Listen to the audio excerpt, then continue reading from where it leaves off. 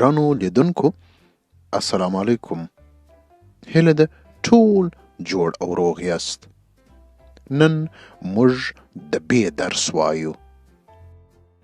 ب د پښتو الفبا دریم توری دی. ب د انګلیسي د بی په رقم دی او د ب آواز ورکوي لکه بزګر یا بیزو. نو راځئ چې د ب درس ووایو. ب بایسکل، باسط بایسکل لري، پر بایسکل بازار ته ځي. اوس نو تاسو دا دواړه جملې زما سره تکرار کړئ.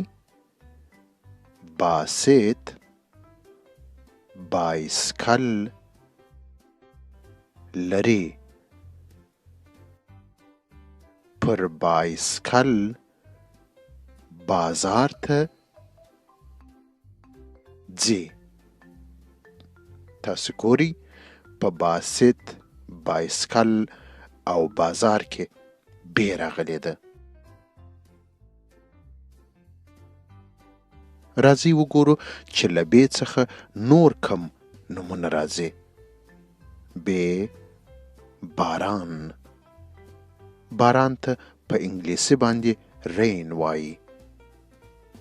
ب بیرغ، په انګلیسي باندې بیرغ ته فلاګ وایي.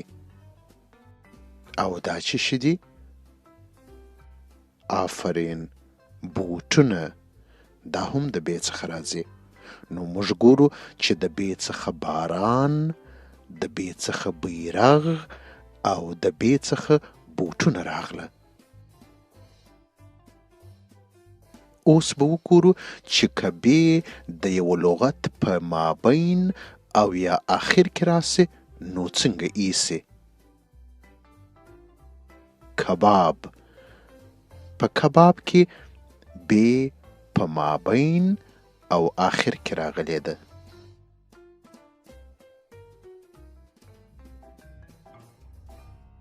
اوس نو تاسو راته ووایاست چې له ب څخه نور کم نومونه راځي.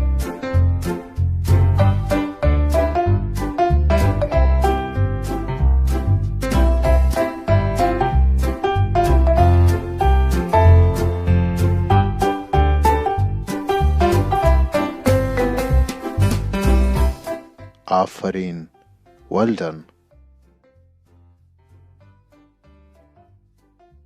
دا درس به په خپلو کتابچو کې 3 وارې ولیکئ. ب بایسکل، باسط بایسکل لري، پر بایسکل بازار ته ځي. تر بیا مو پر خدای سپارم، په مخه مو